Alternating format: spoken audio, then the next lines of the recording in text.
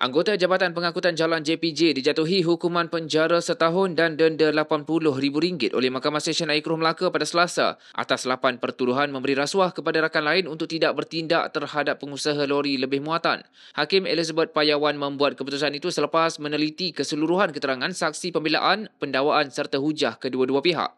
Beliau berkata tertuduh Cik Fazli Izzuan Cik Johari, 38 tahun, dipanggil membela diri pada 21 Oktober tahun lalu atas 8 pertuduhan dan pendakwaan menggunakan elemen anggapan bahawa sesuatu suapan telah diterima secara rasuah mengikut Seksyen 50/1 Akta Suruhanjaya Pencegahan Rasuah Malaysia SPRM 2009 yang terpakai bagi pertuduhan Seksyen 16/B Akta yang sama. Katanya seramai 6 saksi pembelaan memberi keterangan termasuk tertuduh dan selepas meneliti kesemuanya, Mahkamah mendapati pembelaan gagal menimbulkan keraguan munasabah dan mematahkan anggapan. Sebaliknya, pendakwaan membuktikan kes melampaui keraguan munasabah.